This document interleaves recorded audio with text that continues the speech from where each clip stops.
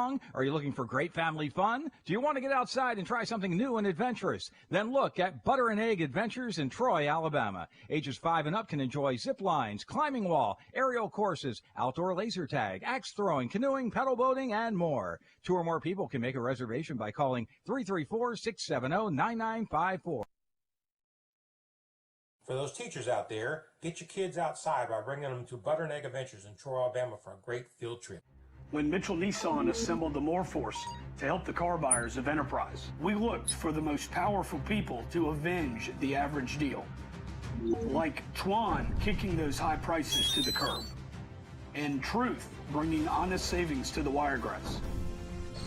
Then I add our Customer Advantage package to every new purchase at no extra charge. Together, Mitchell Nissan is the More Force. More, it's what we do.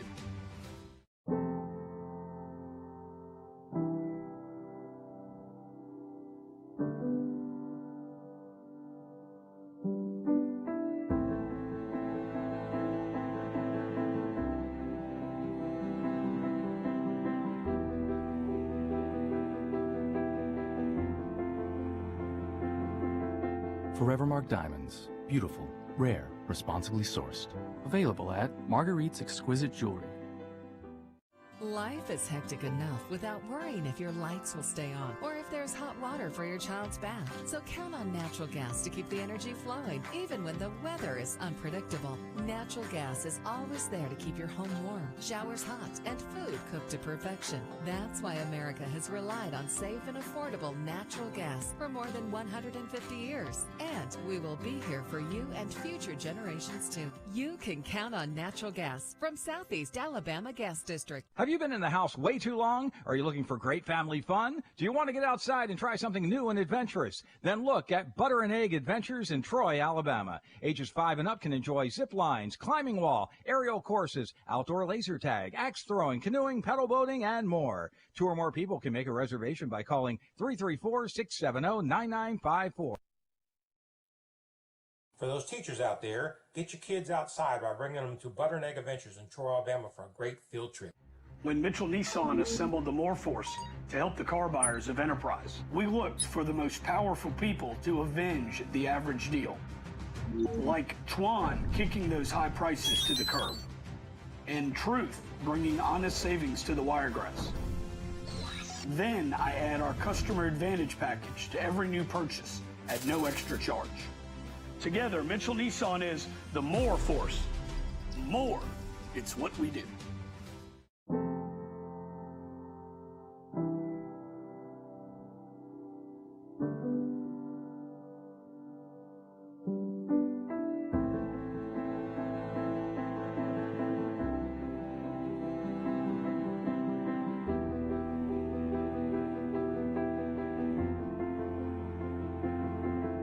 Forevermark Diamonds. Beautiful, rare, responsibly sourced.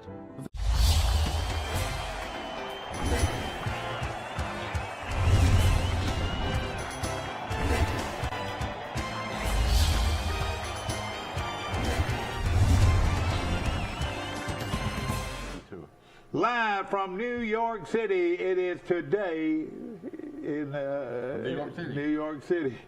It's today, and of course we're coming to you from our studios on South Brunny Street today in L.A. And of course we appreciate you. And you have been to L.A. Oh yeah, I've been to L.A. a few times. But, I have not been to L.A. Nick, look, Nick's standing up there. Nick been to L.A.? He's standing up there shaving this morning, and he said, don't y'all know, y'all been to the Bronx so many times. You know, of course, he hails from New York City. I wonder if he goes back much. And I tell you what, one of the best things in the world happened to Pike County and Troy, Alabama, is when Nick Sever decided to settle in Troy, Alabama. He's one of the great ones. No question about it. What it was like growing up in the Bronx, though. And I want to talk to you also about another dear friend that watches our show every morning, Thomas Walker, my good friend Thomas Walker. And I tell you, he and I have done a lot of things together over the years, and I treasure his friendship. I talked to David Starlin yesterday. He said he watches our show.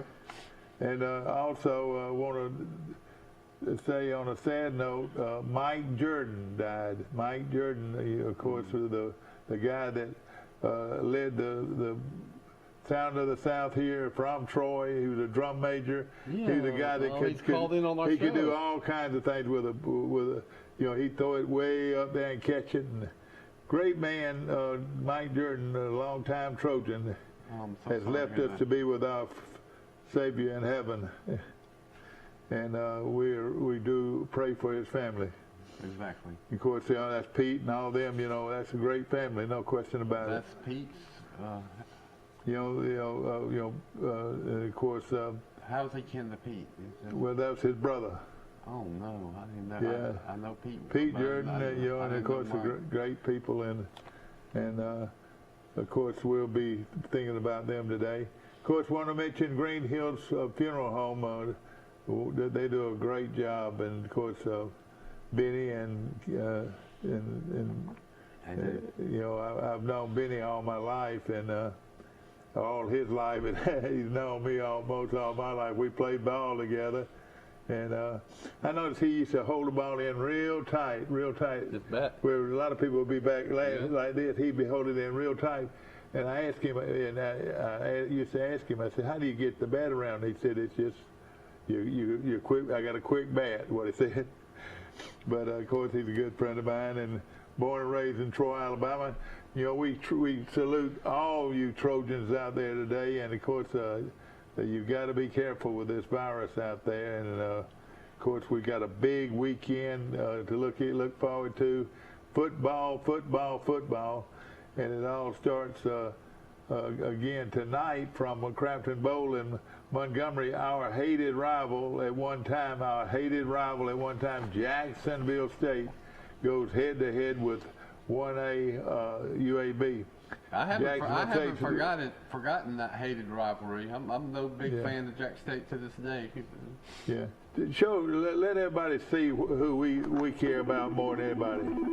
The other way, whatever. Well, it's the same way either way. Well, it's the flag either way. Yes, sir. This is in today's messenger. Good morning. Give me a German good morning. Guten Morgen.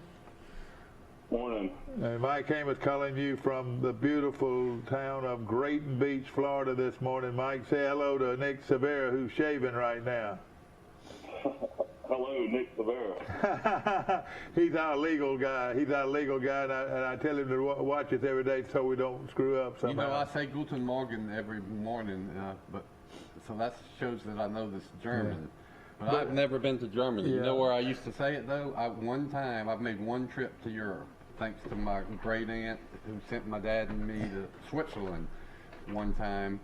And is that the one that sent the daughter? Most people, I think, in Switzerland speak what language? German. Yeah, you're right.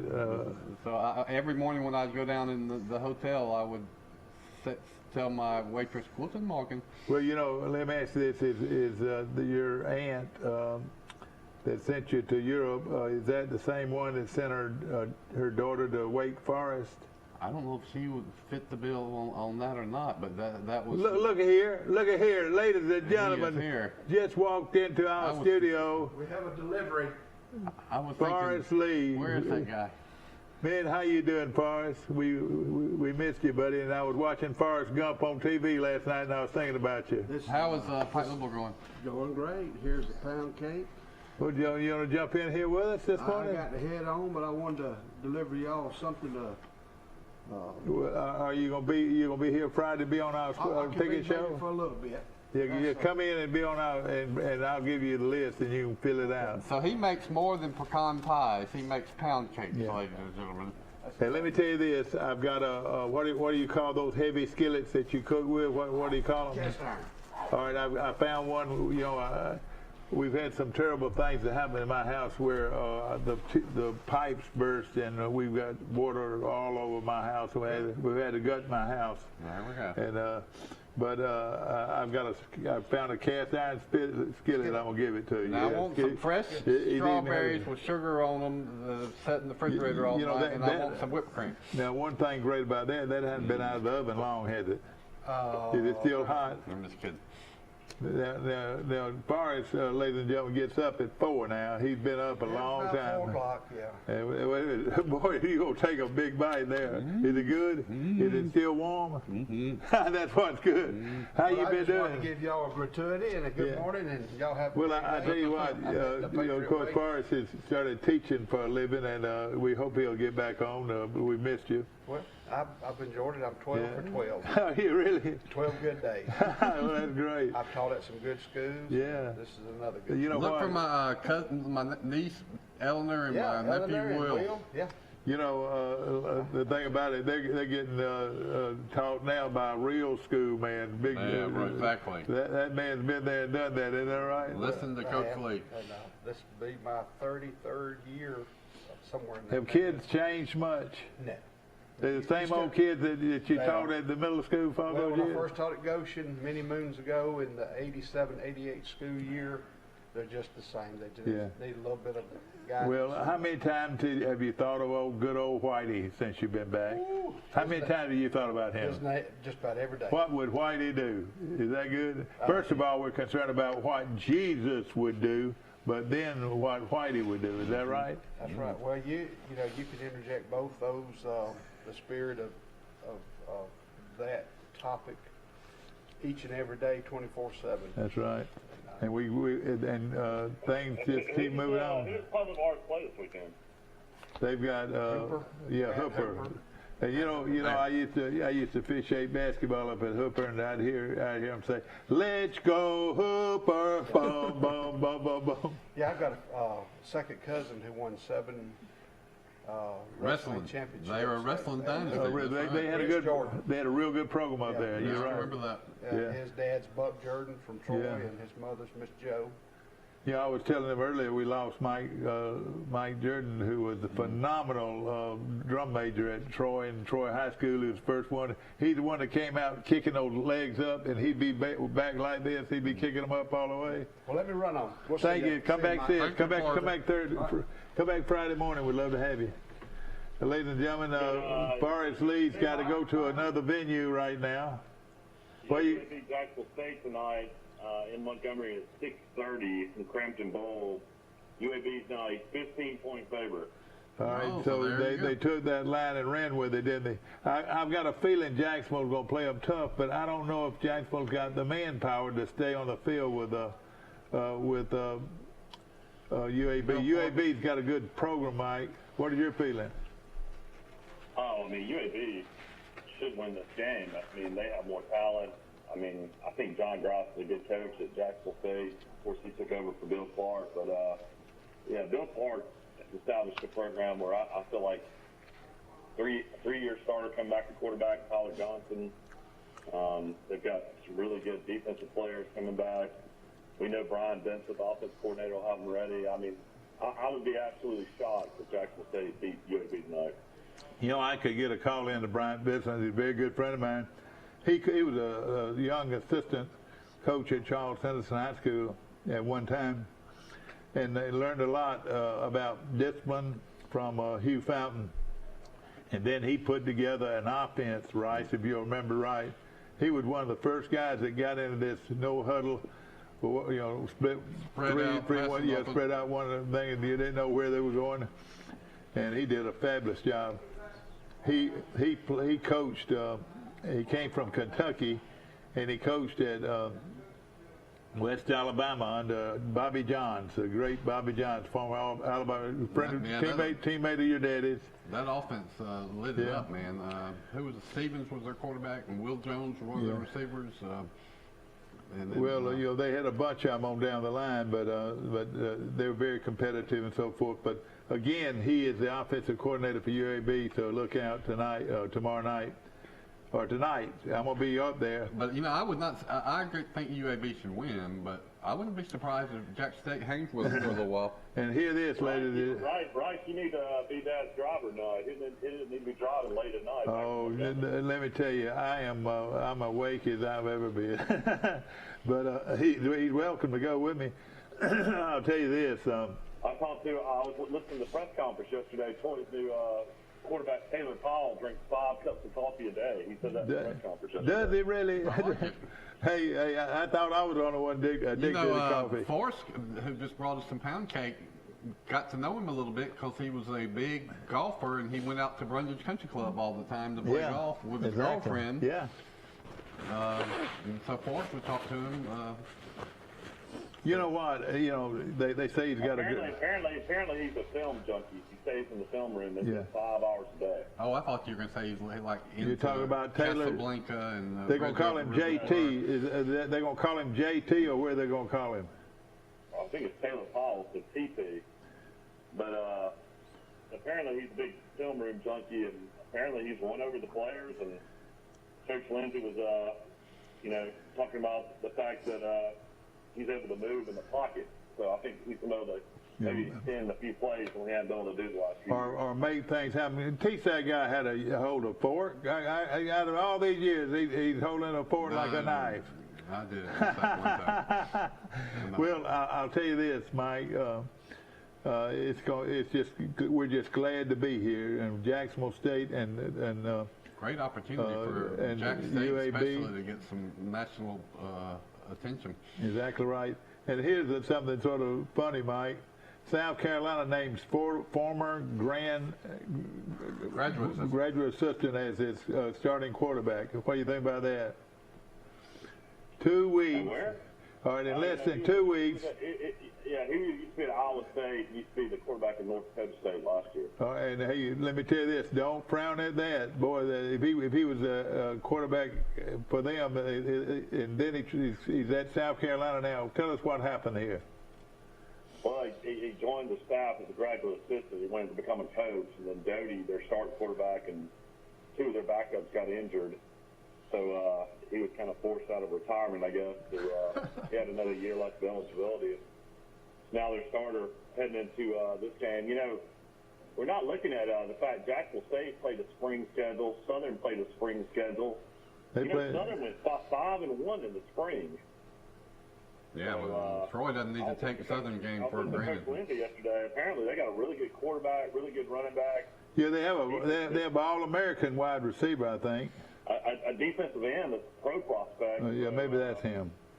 Apparently, they're going to be really athletic, so it might be a lot better game than people think. But I talked to a buddy of mine from he lived in New Orleans for 8 years. He lives down here now, and he's talking to a lot of friends. And parts of New Orleans are still about power.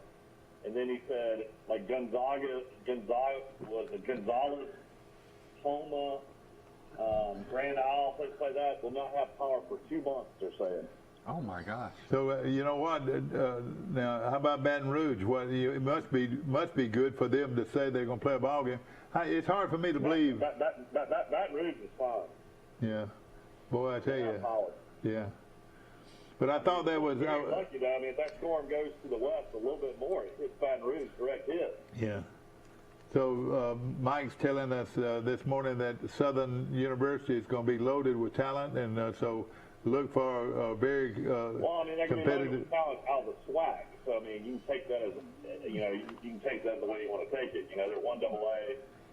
I mean, they basically play teams like Alabama A&M. They play teams like Alabama State. They play Jackson State. Troy should be superior and should win by 3 or 4 touchdowns, but it should be a decent game. Let me tell you something. They win by a point. I'm gonna be happy. Well, didn't Troy played one AA team last year? I mean, a miracle win to beat Eastern Kentucky. Yeah. So there you go. But I still want you to know that South Carolina, a team that we play later on, well, not later on, but in a few weeks, we're going to be traveling to play them at home, and I thought this was very interesting. One thing about this quarterback, Mike, Nolan's last action was at North Dakota State, where he started 7 games in the spring and led his team to 740 yards in total offense. The last game he played, he led his team to 740 yards. So look out. This guy might be a diamond in the rough. Nolan is 6'2", 232 pounds. And he's from believe it or not, he's from Watkinsville, Georgia. So we're going to watch that close. Great story. Yeah, it's interesting. On Friday night, we didn't miss this game yesterday, but this is a sleeper game to watch. At 5 o'clock on ESPN, you'll have North Carolina number 10 on the road at Blacksburg playing Virginia Tech. Oh, yeah. So that's another good game on Friday night. I mentioned that yesterday. You're right. Boy, you come home from work, turn on the TV. Exactly right. And, of course, it's going to be a lot of fun getting ready for football. And, of course, Troy's getting ready. I would say that something that was very unusual tonight, the largest marching band in the country will be here in Montgomery tonight. The marching Southerners from Jacksonville State University, who march over 550 kids. Gosh, that's all amazing. right, Coach. All right, people at Troy trying to get our population up. You know, work on recruiting students. Enrollment. Yep. All 550 of those kids had to enroll in school at Jacksonville State University. That's right. And when they march at halftime and play before the game, their mamas and daddies and sisters that's right. come and watch them. The mamas and daddies, the cousins, the uncles, and you know, exactly right. They come watch them. So let me tell you this: Jacksonville State's no fool. They've got 550 kids in their band program, and probably another 50 of them that work with the band they program. always have. I will say this: as much as I don't like Jack State, they always had a good band. Yeah, they do have a great band. In fact, they run straight up with Troy's band. And, of course, Troy band 300, which is a good band, especially since we had such, so much in our... They had the same fight song, too. Remember that? They still do. It's a great... Dixie, one of them is The Stars Fell on Alabama. I love that song, except for after a Jacksonville touchdown. But no question about it. They were smart in that capacity, building that band up, and that puts 600 kids on your campus and enrolling in your school. So not a bad way to go. And I could see Troy building a band like this too if they wanted to. Mike Amos, a lot of people don't know that Mike Amos put on a Jacksonville State helmet and a Troy helmet. I sure have. But I'm proud to know that my allegiances are to Troy University, no question about it. Back in those days, who had the better equipment, Jacksonville State in the 60s or Troy? Oh, Jacksonville probably did. Probably had better. They won that conference championship that year, and that was the old Alabama Collegiate Conference championship. Of course, Troy was coming along. They just hired. Clemson went on as first-year coach and didn't do very well. And then Billy Atkins came the next year, and the rest of it's history. Billy Atkins built a program at Troy that just far superior to Jack State. And then Who was the coach at Jack State that recruited you? What now? You remember who was the Jacksonville State coach that recruited you? Yeah, oh gosh, I could tell you that now. Blevins. Coach Blevins was the head coach at Jacksonville. We talked on the day that I was signing day, and I said, Coach, what can you give me? He said, the best I can do is a half, and Troy was going to give me a whole, so I took Troy and a whole scholarship. And of course, I did. I thought you went up to Jacksonville State. I did go to Jacksonville State to school in the summer, and then right before the season started,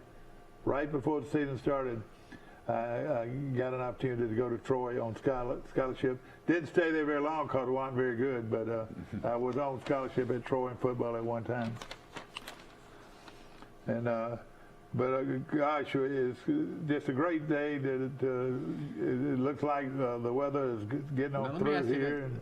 Back then, was Jack State an NAIA team, or how did they must not have been playing in the NAIA like Troy. Who? Jack State. Yeah, they were in the NAIA. They were? Yeah. So everybody was back then. That's right. The NAIA was the thing. Was the same group. And then they said at some point they all got in NCAA Division II. A man that's going into the Hall of Fame this weekend, and I want to remind you the Hall of Fame is this Friday night from Trojan Arena. But Dr. Leon Davis, he used to be president of the NAIA. Excuse my throat. So I wonder. But he was president of the NAIA. Probably in the early 70s, Troy got into Division II NCAA.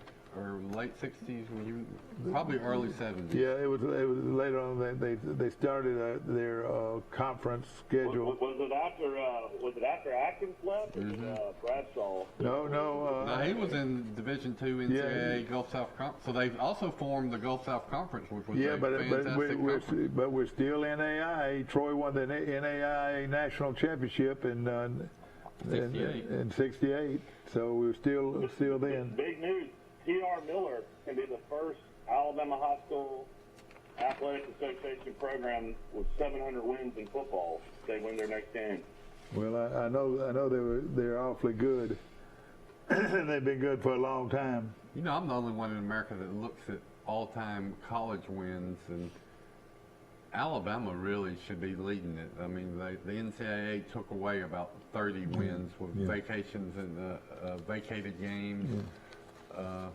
And then there's other teams that have more wins, but you got to go back. These are programs that started in 1869. I mean, if you go back 100 years, Alabama on the field has a lot more wins than any program in history. You know, that means the all-time record of T.R. Miller is 699, 327, and 20. Well, some of the great coaches that have come through here. One of them coached here in Charles Henderson and Troy before he went to T.R. Miller. Yeah, you had Jamie Riggs that won the majority of the games. Yeah, he won a lot of them. Yeah.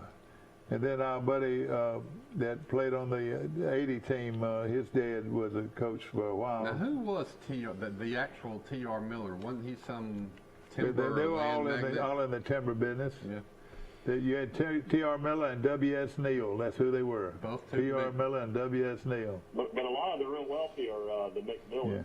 But you know, I could see us being on a better deal than this. So T.R. Miller and W.S. Neal, they must have been like Charles Henderson and left a lot of money for the school system. Yeah, they did. Yeah, they did. They must have been rivals in a way because one of them was built on one side of the river and the other one on the other side. And but I didn't know we were going to get on a T.R. Miller, W.S. Neal topic today. That's history, man. 700 wins with most all-time. Okay. Football history. All right, now tell me this: who is the quarterback for Ohio State? I love the name. His name's Stroud, isn't it? Yeah. C.J. Stroud will lead the Buckeyes this football season. Who's coaching C.J. Stroud? That's right. The guy that's coaching C.J. Stroud, the guy that grew up on Crow Hill, Alabama, Mike. You ought to know. Corey Dennis is the quarterback coach for Ohio State. Well, he's going to earn his money this year because he's got an unproven new starter.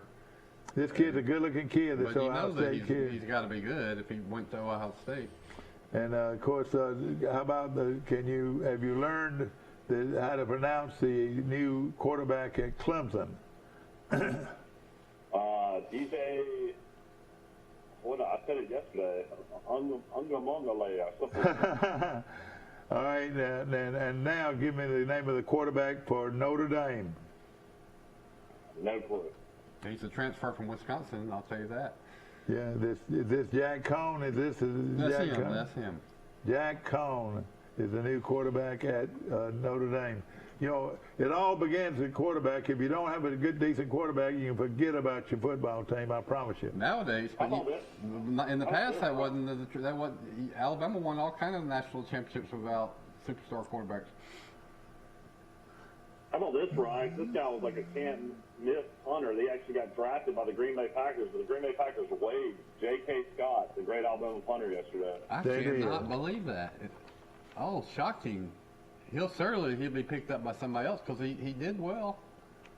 Also, I was going to mention two Troy guys got waived at the last as well. Khalil McClain, who came out early, he had another year at Troy because of the 6 years of eligibility. I wish they'd let him come back, didn't you? He got released by the Dolphins. I think he caught a touchdown pass or two the other day. And then Will Sutherland also got released by the Seattle Seahawks. He was at Oklahoma transfer, wasn't Yeah, I tell you, some big names got released, though. Clint Dix got released by San Francisco, and he's been a Pro Bowler. Yeah. He had an interception in the last preseason game. Miller Fallstall, the tight end at Alabama, that was really, steady, good player. He got waived by the Titans. I was hoping he was going to make it. Several names, over 57 players from state ties yesterday got released. Oh, boy. I bet Mark Inabin at AL.com has that story. He does a real good job.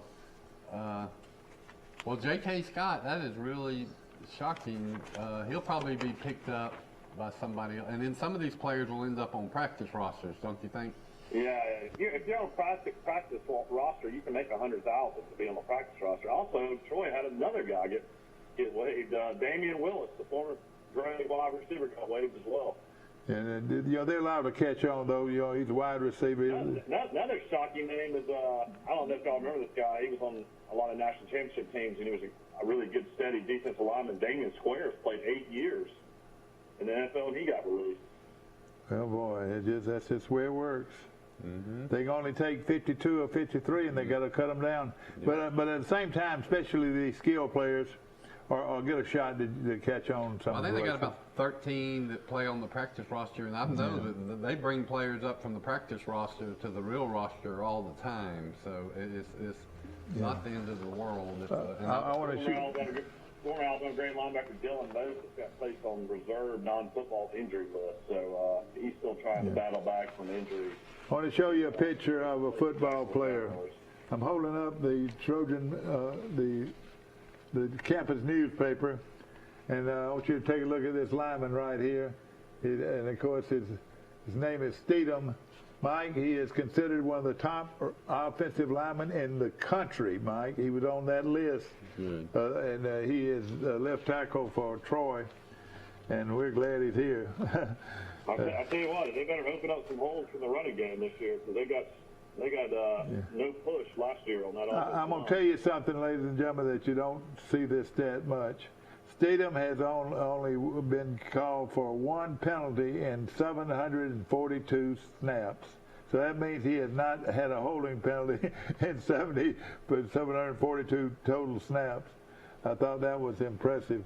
Mm-hmm. And he's part of an offensive line ranked second in the nation in pass blocking efficiently. Did you know that Troy ranked second in the nation in pass blocking efficiently? 93%? Yeah, not a lot of sacks last year. And but it also had a real good picture of Gunnar Watson in this, and also a couple of other guys. But Taylor Powell, we got to remember that name. He's that's our right. New quarterback. But that's excellent footage on the part of our "Are you ready?" That's a good thing to say. Are you ready? But isn't that good photography work by the Trojan prop? So we appreciate them this morning. You want to hear how good punters are in the NFL? J.K. Scott averaged 44.6 yards a punt on 194 punts in 3 years. Among players with at least 100 punts, Scott averaged ranked 28th in the NFL. We're going to put you on hold, Mike. Good morning. You're on Today in L.A. Morning, guys. Hey, how you doing? Hey, Max. Good morning. Max Howell calling in from Fulton, Mississippi. Of course, Max, one of the top football prognosticators in the country. And Max, good morning to you, my friend. Good morning, Mike. How you guys doing? Did y'all survive the storm? Boy, it's still rainy, but we pretty much have survived it. They say that Southern University, which is located right there in Baton Rouge, is making the trip with their band. I like that. Wow, that's good. Yeah. Well, I saw where Tulane University actually went to Tuscaloosa to practice. Who was that? Tulane. Oh, Tulane University. Alabama gave them one of their practice facilities yesterday. So that's the work. If you remember back in Katrina, LSU LSU went to Houston. Yeah, that's right. A week. Yeah. So I mean, I'm glad to see that these people have been without football really 2 years. Yeah. So I'm ready to get it started. But of course, this is one of the biggest weekends in Max Howell's life, ladies and gentlemen. Max Howell, my good friend, will be inducted into the Troy University Hall of Fame this Friday night at the Trojan Arena. And are you excited, Max? Mike, every time you say that, I get chill bumps. Hey, you can't wear that you can't wait to wear that big ring. You've been wearing that one ring. You're gonna have to find another finger for that big red ring of yours. Max had the longest wait in the history of the Trojan Hall of Fame to get inducted. It probably was. Yeah, I always said, why didn't they go ahead and just at least give you the ring so you could be prancing around picking your nose? You know what I mean? That is true. That is true. I am. I went back and kind of analyzed that situation, and I think it's kind of a unique situation, is it? And I think all you guys will agree that the defining point in the changeover from what Troy used to be was a teacher college was about 1965 when Billy Atkins got there. I was fortunate enough to play in the old regime and coach in the new regime. So I really feel honored. And it was the spring. You came to Troy in the spring of 1965, and you were coaching down at Carroll High School of Ozark. Is that right? No, I was I just gone to Bay High in Panama City. But you had coached sometime there, though, at Carroll, though, didn't you?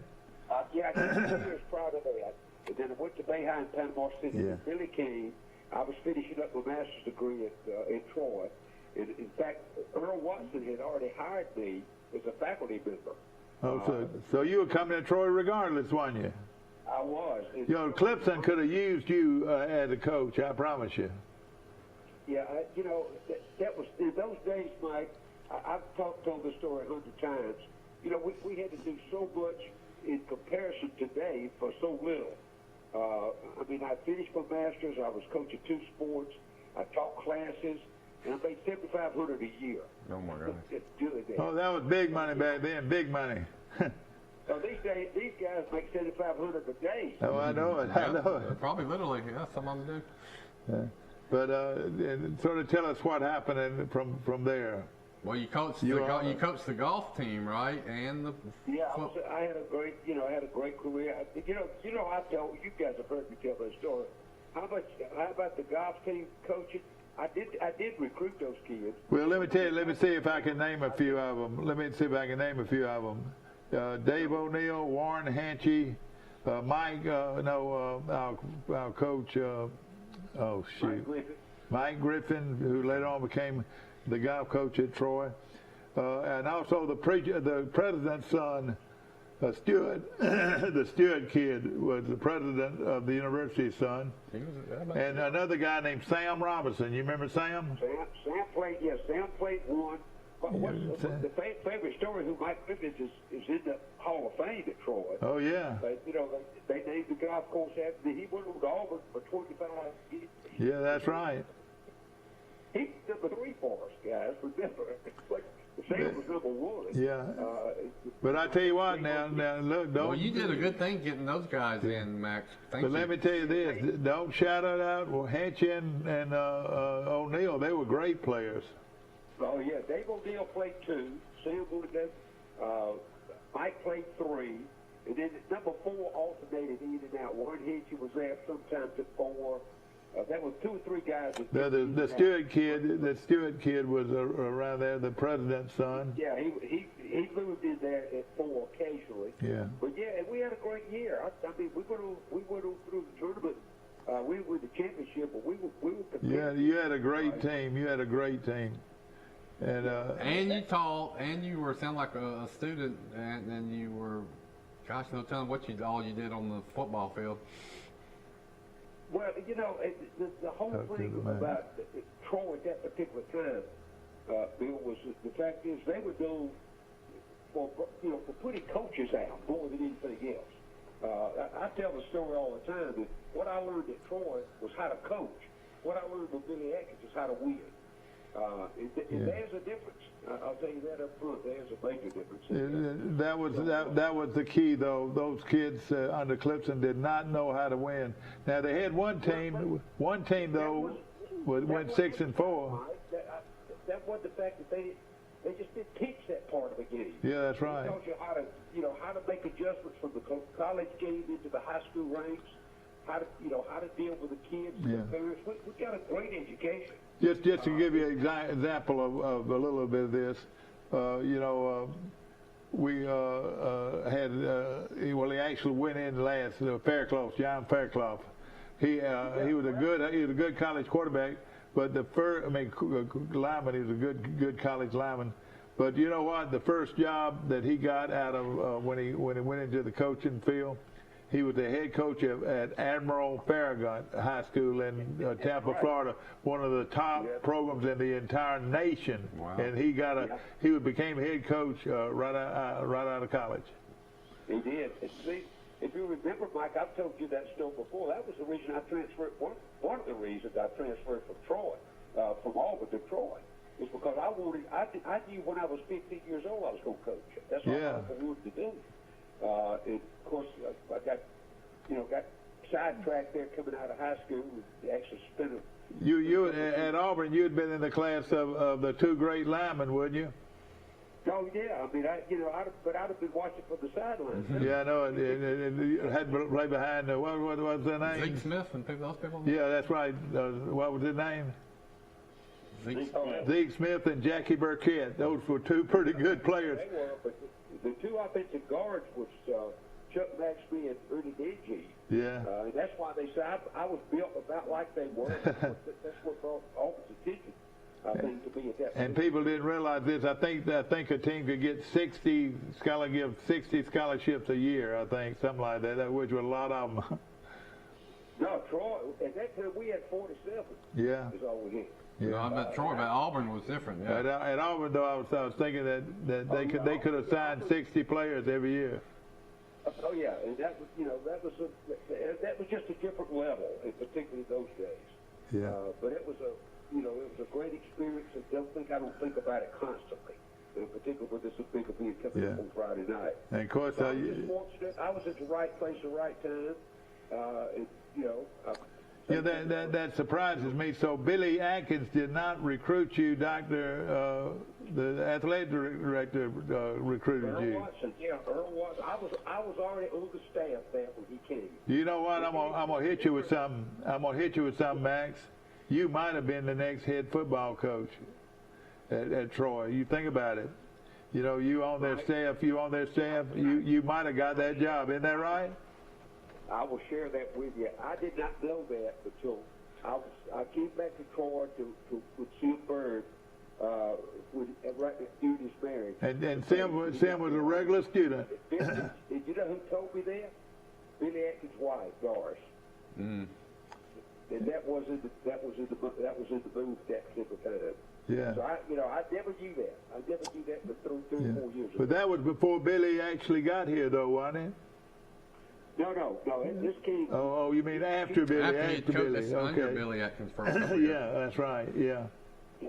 So I never remember how that staff was devised. Billy came and brought Philip with him, and they hired Bill Marsh, who was at Tampa. Yeah. He was a hatchet man. He was a hatchet man. Yeah, and I was the fourth.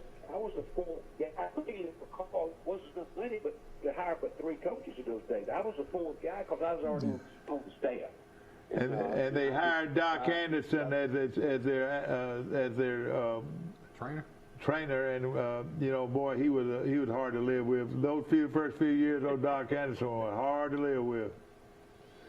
Well, we went through a lot of folks. I mean, Pete Jenkins and I talk about that all the time. Pete came on the year after we won the championship and started his great career there. Yeah. Still, by the way, still coach. He just had his 80th birthday. Oh my God! And I'll tell you this, Rice, you'll get a kick out of this. We also, during that era, he hired a little old nose guard from Alabama. You know who that was? Tank Mitchell. Yeah. Tank Mitchell, coach on that staff. Yeah. You and Tank were good friends, weren't you? Well, yeah, I mean, we took Fred Collins from Alabama. We took Mitchell. We took Jay McCormick. We took the running back. What was the running back? T.J. Morris or what? T.J. Morris? Regal. Bill Regal from Roanoke. Bill Regal was. You know how we got him? He stole some chicken off of a fraternity boys. This is a small world. We were talking about Hooper. I only know one person that went to Hooper. Ken Mitchell was my big brother in my fraternity at Sigma Nu at Alabama. Well, Ken Mitchell was, his daddy is Tank Mitchell, played football at Alabama, right. and I didn't know that he coached at Troy, too. Gosh. Sure did. Yeah. Sure did. Yeah, you know, it's all the things, it's hard to, you know, go back and piece all that together. But, I think from where I was fortunate enough to go to actually live in both those eras. Johnny and I will probably be the last two that go in the Hall of Fame for the old era. Everybody from here on will have to be the Atkins, I would think. Well, you know, no question, Doc was a legend. Some people liked him and some people hated his guts, but but that's the way it worked. But you know, that was his job, though. He was to get the riffraff out of there, and I was part of the riffraff, I think. that's liking and not liking John Amos is by design. He makes that choice. You know, I got, you know. He could be as ornery as anybody you'll ever talk to in your life. Oh, yeah. He'll talk your ear off. Yeah, exactly. I've been around him my whole life. You don't ever know what Doc's in. Exactly. You got to know exactly what kind of mood Doc's in, one thing. Of course, a great man. Right. I mean, you know, he is one of the top trainers in the country, no question about it, in anybody's mind. Sports medicine. Yeah, he's been at the highest level, too. Yeah. He was, what, 2 to 12 years ago. Now, has he already gone into the hall? Has Doc already gone into the hall? Yeah. Doc's been in about 4 or 5 years. Yeah. We got to get O'Shaughnessy in there now. O'Shaughnessy would spend a long time as a we got to get Chuck Ash in there, too, if he's not in there.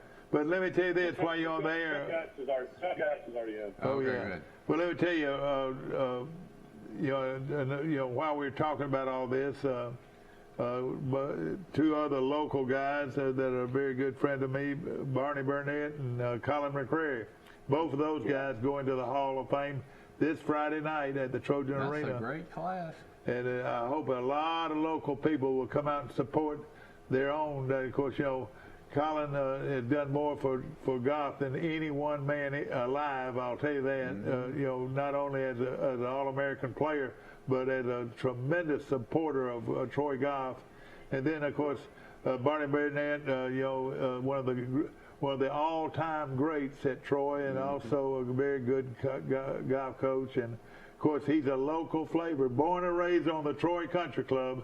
Barney Burnett goes into history this weekend as he is inducted into the Troy University Hall of Fame. We're going to take a short break. We're going to be back talking to Max Howell right after this. Get some more pound cake during the break. Yes, that's right.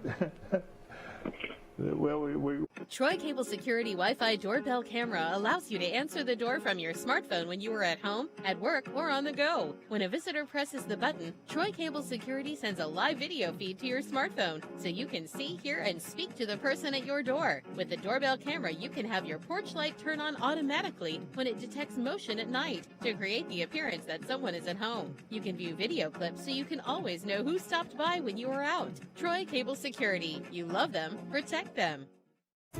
A personal touch, a high level of trust.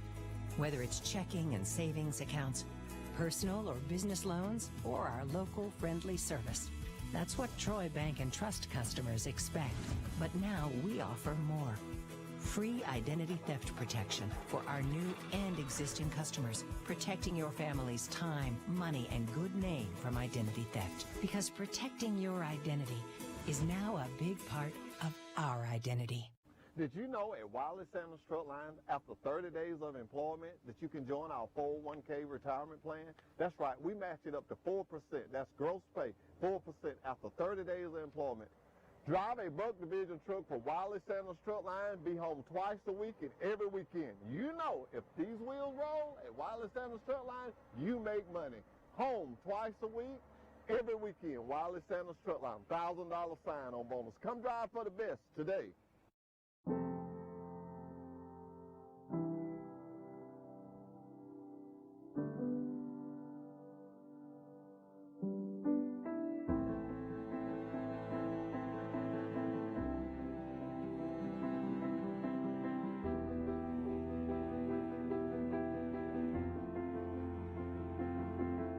Forevermark Diamonds. Beautiful, rare, responsibly sourced.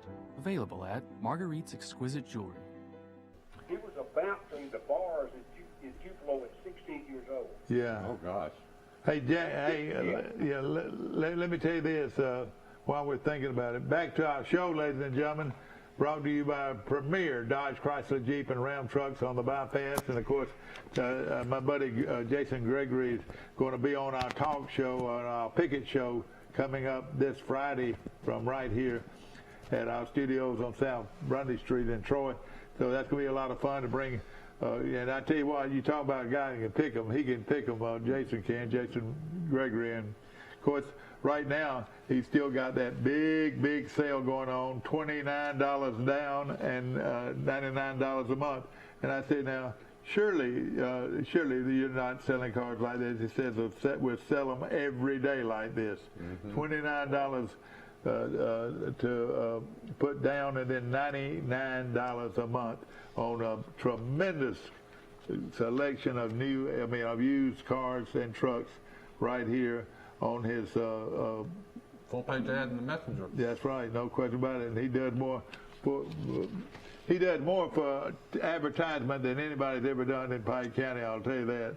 And of course we appreciate it. He does more for the community than pretty much anybody's ever done in Pike. Well, you know, we got on the topic of rodeo, and all three of his girls. He does really good advertising too. All three of those girls are into rodeo now, and I hope that he'll bring some footage with him next time he comes and let us watch these girls. They learn to ride the horse out at his farm here in Troy, and they actually participated in the rodeo this past weekend. Good. So they had a lot of fun. Of course, we got a lot to talk about. Troy finally named a starter at quarterback. Taylor McConnell, the Missouri transfer, of course, he was former Arkansas High School Player of the Year. Player of the Year. What that, Mike? Hello. Yeah, chopped off. So, tell me about the COVID situation with the football team, Mike. Is Coach Lindsey got that under control now? I don't know. I don't know anything about it. Their vaccination rate is 75%. That's not bad. Well, Pike County Long is. Coach's staff 85%. You know, they've taken their shots. Is that right? What you're talking about? Yeah, that's according to Brent Jones. I heard at the press conference last week. Well, I hope that's the case. Told me he'd been vaccinated. Okay, how are they going to handle this crowd Saturday night? Open gate. The open gate. Everything is open gate. Okay. That's what I hear. You might have to wear a mask indoors, I think. Yeah, all right, so how does that affect the banquet on Friday? That's probably okay. I don't know how the banquet will be. I went to the big football kickoff party a couple weeks ago, and it was just normal. I mean, some people were wearing masks, but it wasn't mandatory. I mean, you're in a big, huge arena. Yeah, I got some of the folks coming with me. You know, they won't go out the house without a mask on, and I got some that wouldn't put one on. Yeah. Well, let's just say this: it's their decision. There'll probably be some will and some won't. And that got to be their decision. I'm liable to have a mask with me. I'm very supportive of the mask. But well, I carry one with me. Yeah, me too. That's what I do too. But I do carry it. Yeah. He just did 40 ski masks. That's what it does. Somebody has made a lot of money with these designer masks. No doubt. No question about it. Of course, we got some big games. And all these masks, where do you think all these masks are being made? China. Oh, God. But, same place the vaccine's made. Yeah, that's you're right there, too. Of course, we've got a big September the 4th sale. Of course, big sale located on at Premier Dodge, Chrysler, Jeep, and Ram trucks on the bypass. And of course, this is a $79 Eliminator sale, and they've got all kinds of great sales for starting off at $79 a month. And boy, I tell you, some great deals going on at it's called the Eliminator Sale, and it's the biggest sale of the year right now at Premier Dodge Chrysler Jeep and Ram trucks in Troy, Alabama. And you can call him today at area code 334-403-4646. Well, you see, 403-4646. Jason's commercials have got featured the coaches of Troy University, so he's supporting the athletic department that way. But in all this athletic success of Troy, it goes back to, Max, you've talked about it. I said it goes back to Coach Atkins, no question, who had Max Howell on his staff and winning that national championship. But then, Max, you made the point that, nah, Bill, it goes back to Ralph Adams hiring Billy Atkins. That's right. And then you even get into hiring Johnny Long. Right. And then you couple all those together, and what do you get? You get an athletic program that never made any noise. Football really was creating coaches, but it was not a winning, well-known program. And then, boom, you get a Sim Bird and some of those other great players. You win a national championship, and then you're winning Division II national championships in all sports. It just changed everything in Troy. It did. It really did. No question about it. And then, of course, how about the combination of Billy Atkins and Johnny Long? That's a combination that you could not beat anywhere, I don't think. And I think the timing of those two together was just unparalleled. I mean, it was the day of the Johnny brought the concept of the big band. You go back and look. I would dare say, I've never done the history of this, but I dare say before Johnny got there, in that era, most college bands was 30 or 40 members. That's right. Let me tell you this: our band was just like Ohio State's band. Ohio State, they had they. That's right, but the band, the band they had was a great little old band. And they wore the spats, like they looked just like Ohio State's band looks, and dot the T, dot the I. And then they did. Dr. Adams did something else too, where the student body got to vote on it, but we were the Red Wave. That's right. And then we went to the Trojans, which made more sense. And the Red Wave was obviously a knockoff of another program in the state of Alabama. I'd say so. Well, back then you had. By the way, guys, only a day. It wasn't performance. I can promise you. Well, more than anything, Max, just give me about a 5-minute scenario of all that you feel like that Troy's done for you. Oh, listen, it opened up so many doors. We don't have time for all that. Here's a couple of things that early in my career, of course, I was a coach. It really gave me that opportunity to do that. And, I came there at 65, and I think I stayed to 71 or 2. Then basically, I jumped off into the administrative side of a school over in Grady, at a private school. That's right. In between that, two things. One is that Dr. Ralph Adams introduced me to the Wallace administration, and I had a chance to travel and work with George Wallace in his campaign, and that opened up many doors. That was in the summertime, because we didn't get paid in the summer. So when spring semester was on order system at that time, I went to work with the Wallace administration. I had a chance to work all over the country with George Wallace. I don't look so many doors. I did that same thing. I did that same thing. I didn't know that about either one of y'all. Yeah. Yeah, that worked out great.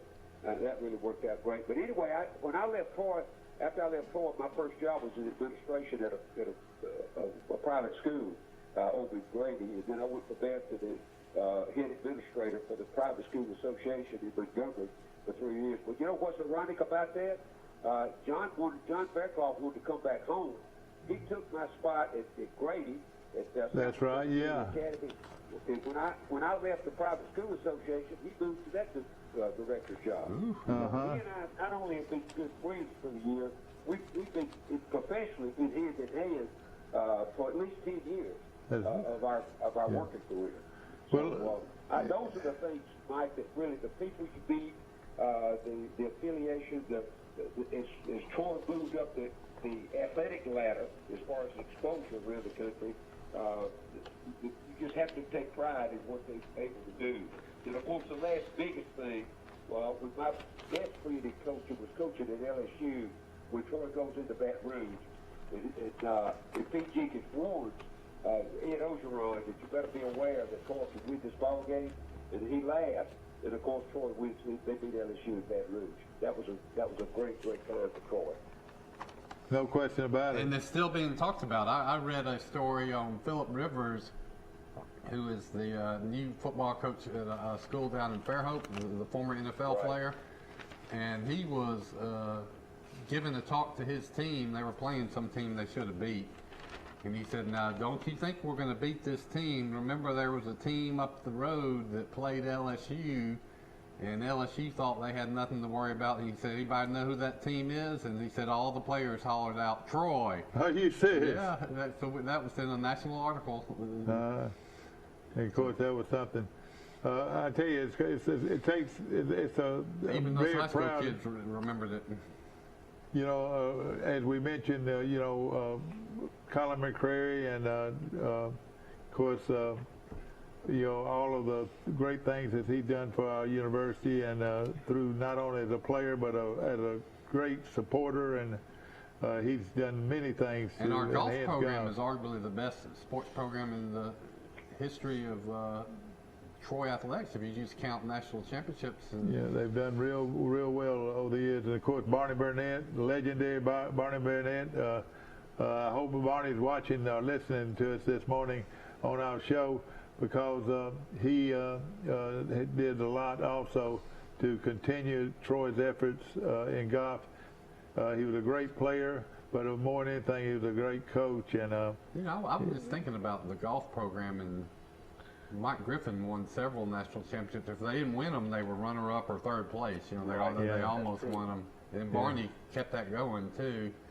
But so Troy wins a Division two Division II national championships. How many Division II football programs were there? Probably 200, maybe 150. Probably, yeah. I guarantee there are a lot more Division II golf programs, because every Division II school pretty much had a golf program. It's cheaper to run. So you're beating a lot more. Your field of people you got to beat to win that national championship is actually bigger. Yeah. Max, Troy's really, like we said, you can just come on campus and you won't even recognize the place if you hadn't been in 5 years. Within the last 5 years, they've just done worlds of things to enhance their athletic program. One of the things that they do better than most any school anywhere, and I won't ask you this question next week after we get through. Troy does this banquet better than anybody anywhere, and of course they're known all over for a quality banquet. And now they're going to induct 9 individuals into these two. They'll do it separately, but 2 years of not being able to have the ceremonies, but now we'll have them together. And they do it about as well as anybody anywhere in the quality of the banquet. If you have not bought a ticket, you can buy a ticket for $100. Very well worth it.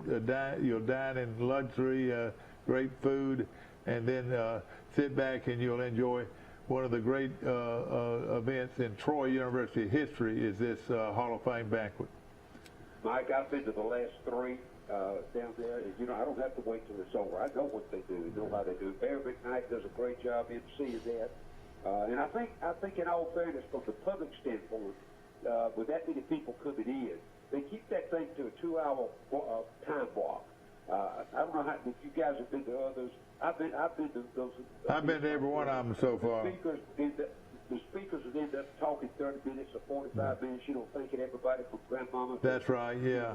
To where they go, and I like the way they really. Now they do it on tape. They do it on tape, and the individual is got the spotlight on him. But then they do a tape of all the of his all of the rewards and whatever. But They do a great job, though, Mike. You're absolutely right. You reckon a tear's going to come out of Max Howard's eyes? Let me tell you, Max Howard's always been a hard-nosed guy, but let me tell you, it ain't no way that you're going to keep having you won't have as many dry eyes, I'll tell you that. That's very true, Mike. Look, I told you, when you mentioned it first when I came on, I had chill bumps. Yeah. Even thinking about it. I've tried to force myself not to think about it. Yeah. You know, I'm gonna try. I'm still pretty disciplined mentally, and I can block things out sometimes. I probably shouldn't, but I do. That's self-preservation. I wouldn't mind getting Colin. Colin, if you're listening, we'd love for you to call in over here. And of course, Colin was a great golfer, and of course, Barney was not only a great local golfer. Now, Barney came out of Troy. Now, his hometown was Troy, and I'm thinking this is one of the very few people that actual hometown Troy that's been through the Hall, and I know. Let me just say this. Where's Colin? Colin's from America? Americus, Georgia, the same place that we got Chan Gailey. You're right. When Chan was in town, when Chan was coaching, he and Colin were always teamed up together in four balls. They're family friends. Dan Reeves and Jerry Reeves too. That's right. That's right. Jerry Reeves, a great one, and he. And of course, all came out of that great little Georgia town. You know, and Colin. Max, I know we're talking a lot about the Hall of Fame. I'm curious if you're looking out there as your surprise team in the SEC, who's that going to be? I think Ole Miss is going to be the surprise team. I'll be honest with you. If they have any help on the defense, of course they get a chance to play on Labor Day Monday. We'll get a chance to see them have to play Louisville in Atlanta. I think they win that ball game.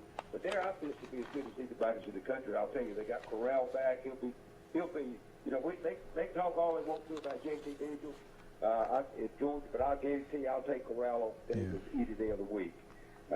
He's much more polished, and I think he's got a better offensive coach. It's Lane Kiffin than Bucket is in Georgia. You know, one thing about Lane Kiffin, another thing too, is very, very important, especially when you play Alabama. He's not scared. You know, a lot of folks get scared away from Alabama, but Tiffin proved this last year that he wasn't scared at all. Well, they scored 48 points on them. I know it. Alabama won 53-48. I know it. Kirby Smart's going to go and beat Clemson, isn't he? No. But let me tell you this: anybody with a quarterback that name, I just can't see them beating Georgia. Well, yeah. Well, that's what. My apology. You don't remember Tua Tagovailoa? That guy was pretty good. Yeah, that was a little bit unusual. Yeah. This guy, the only guy I know has got 13 letters in his name and not a vowel in there. Keep calling that game play-by-play. Yeah, exactly. Well, you got to call players like that, and you got to call them their first name. It's like everybody called Tua. We can handle Tua. Now, Max, of course, you're going to stay for the game Saturday too, aren't you? No, I got to be back, Mike. I've got things to do. I'm doing a national show on Mondays now. I got to get back and do some homework. It takes 4 or 5 hours. Yeah, well, I understand that. Yeah. My show. And I got to get back and do some homework. Yeah. Well, so you got to. Of course, you'll be here that night. Is that right? Yeah, I'll be Friday. Yeah. Yeah. I'll be there Friday morning. There are going to be a lot of people in town for the Hall of Fame induction for 2 classes, and then the home opener for the Trojans. They're going to have the kids' facility open at Riddle Pace Field, Mike. Yeah, that's right. The kids' facility will be open. It's going to be. All the lettermen are invited to come back. I'm going to have a couple of those guys on our show tomorrow to run down a lot of the things. But I tell you this, and I think you can see it too, Max. Troy's in has a great leadership right now in the athletic department. They do great promotions. They've done. Can't you tell the difference of quality people at the helm? I've been in touch with obviously this thing. You know, when you got 8 or 10 people, you're trying to work on tickets and transportation and all that. I've called Sandy several times, and they get right back to you. Chris Wills has been exceptional. Yeah. Making making things happen. I got Judy Morgan sitting at our table with us this time. So, you know, it's really been a pleasure. We need to get Judy Morgan in the Sports Hall of Fame one day. You know, don't worry, she probably will be. No question about it. Listen, they already named the lobby over at the new building there, bro. She belongs in the Hall of Fame. Yeah, no question about it. Mike Amos is going in the tailgate Hall of Fame. He needs to. Let's just say this, just to be mentioned makes me feel good, you know? Well, I'm talking about that you're a professional tailgate Hall of Fame. Yeah, oh yeah, well, we have fun, I'll tell you that, no question about it. And Max has enjoyed some of that over the years. And of course, tell y'all, speaking about tailgating and food, that made me think of chicken and Crow's Chicken. That's what we had last night. But we were going to go to Mama Goldberg's. That's what the wife requested. And I said, all right, come on, Jackrabbit, let's go to the square. And Mama Goldberg's could not find a parking place on the square. Isn't that amazing? Nowhere. I had to go park almost to the courthouse to find the place. Well, they're having some kind of promotion or spirit competition among Greek organizations, and it involved Mama Goldberg's, and so it seemed like every college student on that campus was at Mama Goldberg's, and they were literally lined up into the highway. It's called promotion. And so I said, Jack, we cannot eat at Mama Goldberg's. We're going to Pros. You know, let me mention something else, right, guys, while we're talking about the history thing. Bill, you mentioned where all this started back with Ralph Adams and all. When Jack Hawkins took over that university, of course, he took over a program that was on the move.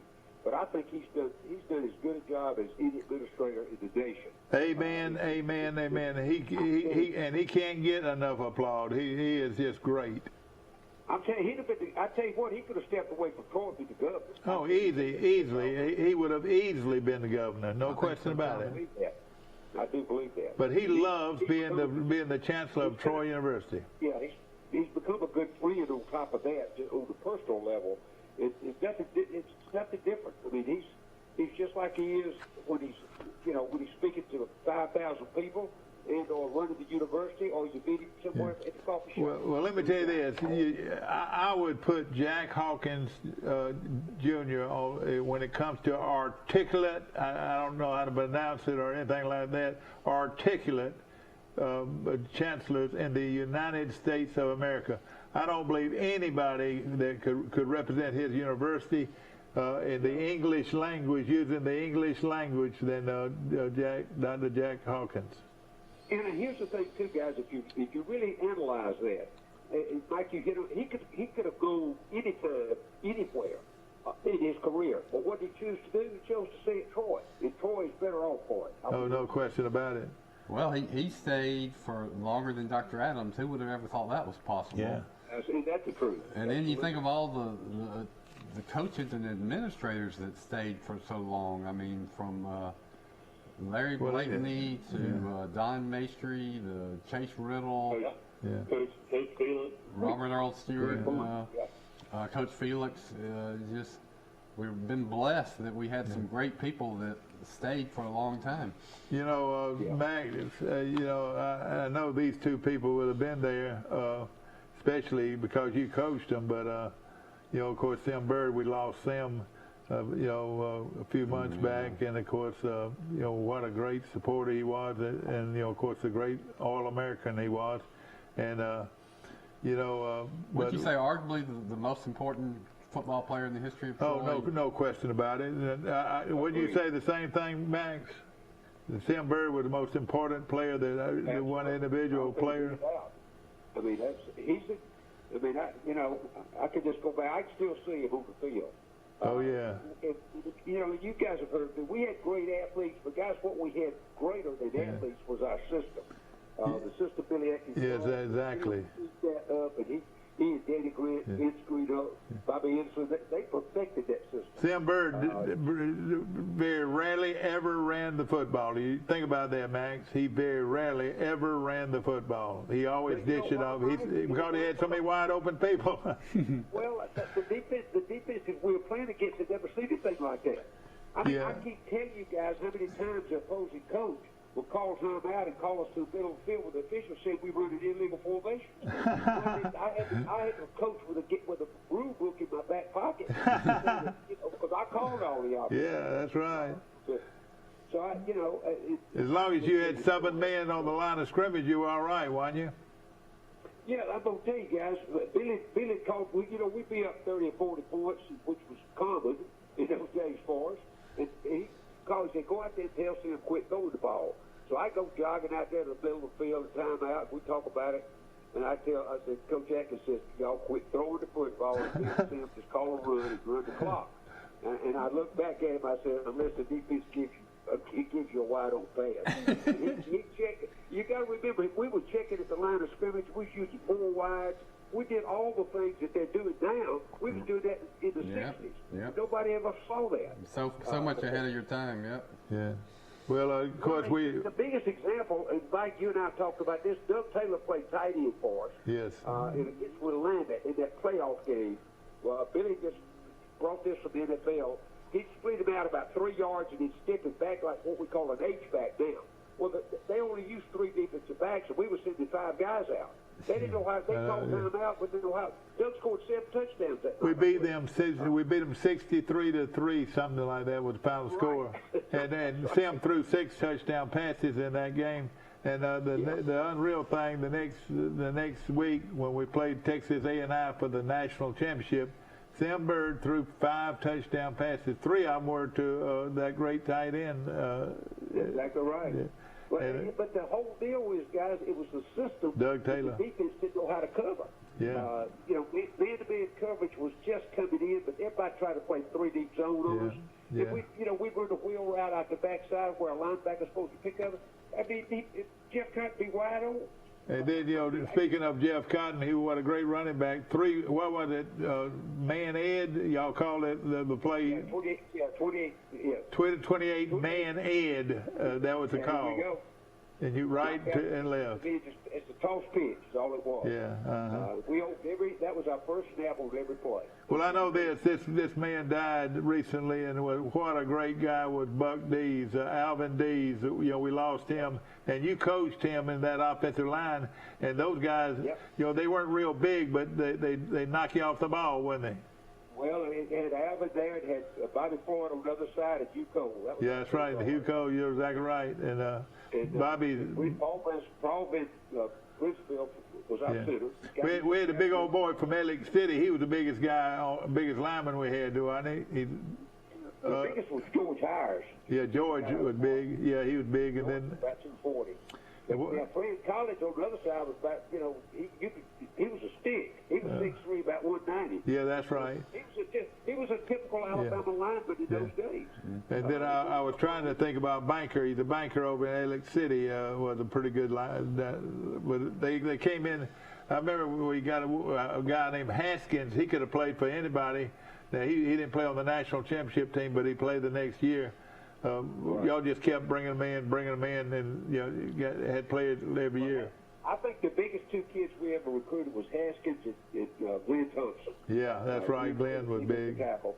Glenn could have gone to the Dolphins. He was off, but Glenn was a good old country boy. He wanted to go home, see and play, and he did. Well, I tell you. You bring it back memories I hadn't thought about 20, 30 years. And no question about it, but it's going to be fun to hear what you have to say Friday night. And, of course, again, there are tickets available. It's already been taped in the back. Don't tell tape it. Oh, yeah. Yeah, that's right, yeah.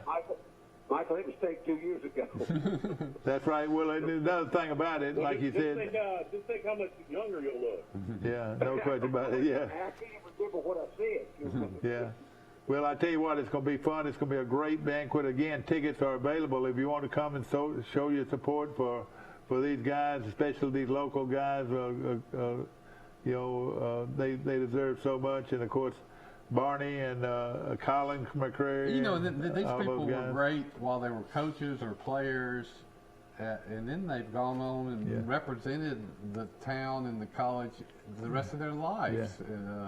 Yeah. I'll tell you this, thinking of somebody, the mother of Atlanta Braves shortstop goes into the Hall of Fame. Did you know that? Yeah. Dansby Swanson. Yeah, that's right. Dansby Swanson, the shortstop for Atlanta. I wonder, will he be able to get to go to that? No, yeah. They're playing. Yeah, but if he no, that's right. They'll have to have the short. If they weren't playing, he would. Yeah, that's right. You know, he's hit 25 home runs this year. Wow. Let me tell you another person too, though. One of the great baseball players of all time goes into the Hall, and you know, Mike, I've sat there and watched the championship games, and he had a knee that he could hardly walk on, much less run on. But tell us about him. I have to go look, Dad. I can't remember who's going in. Well, what?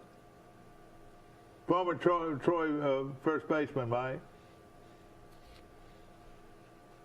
My mind's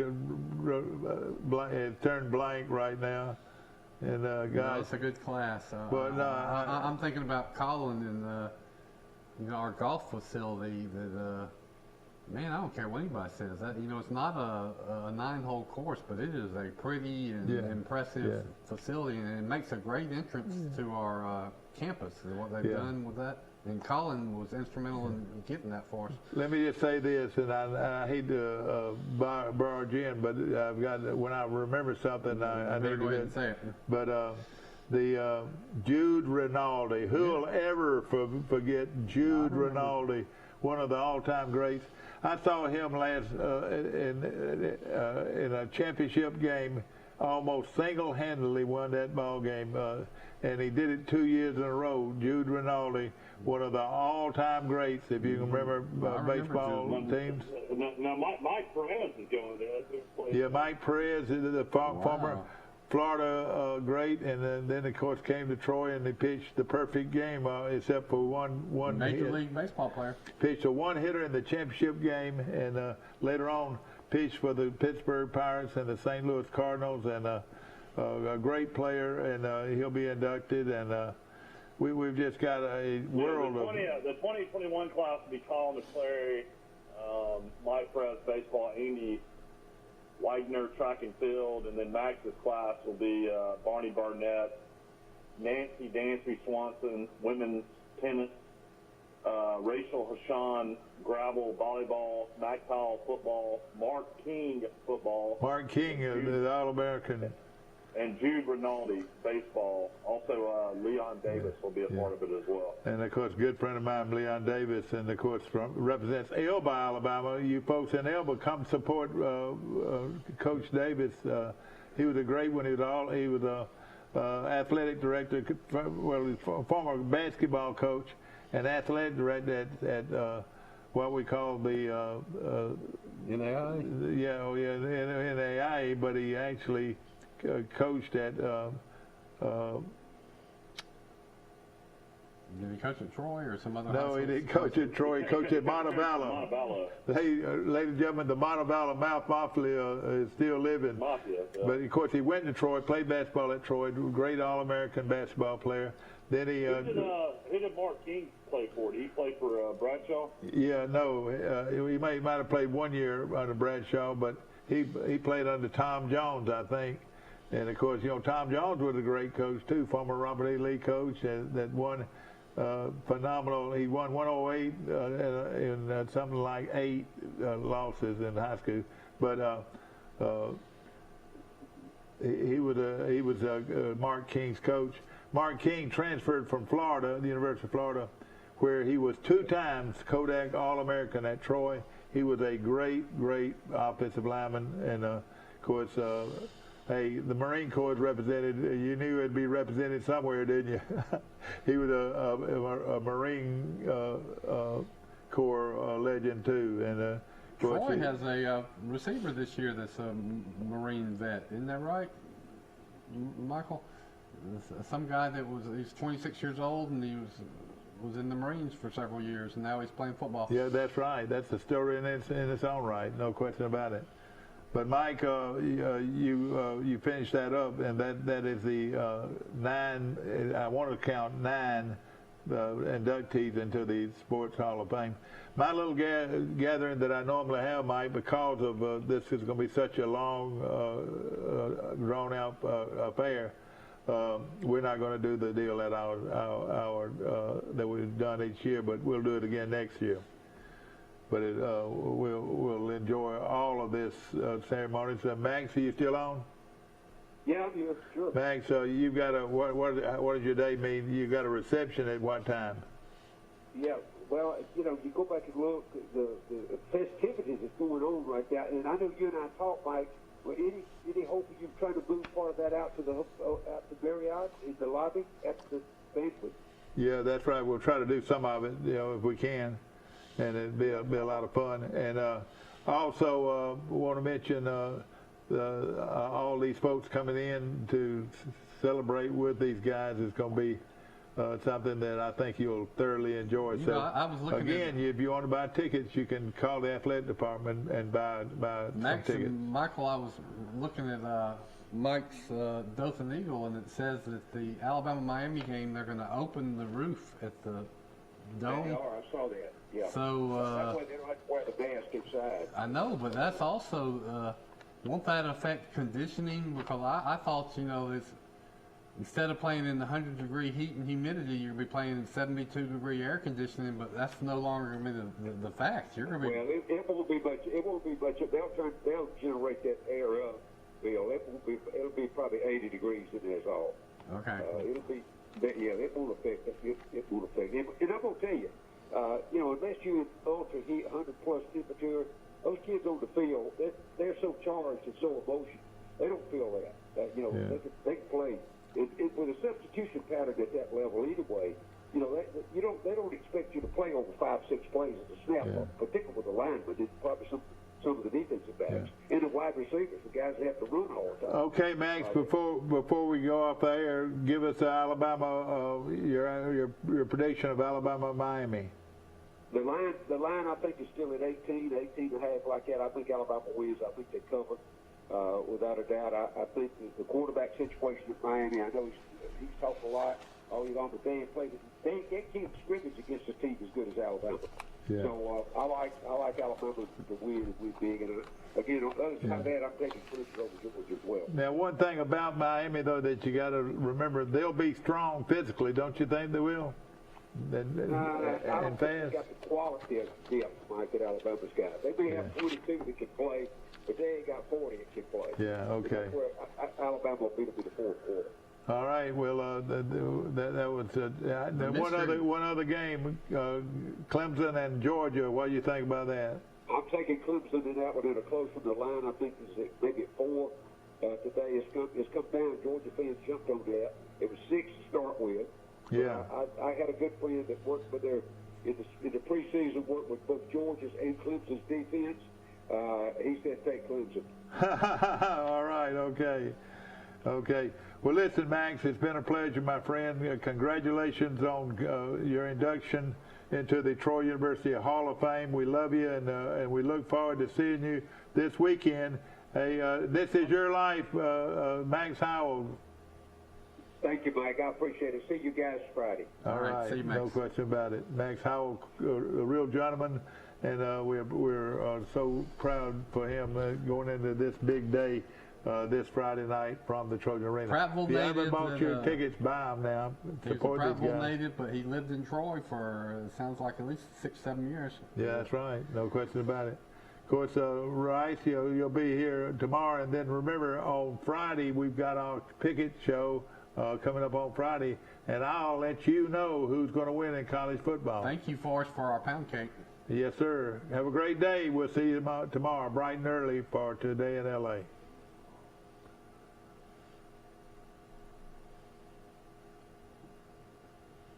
Holding our smile. That got us? Nope, we're still on. All right.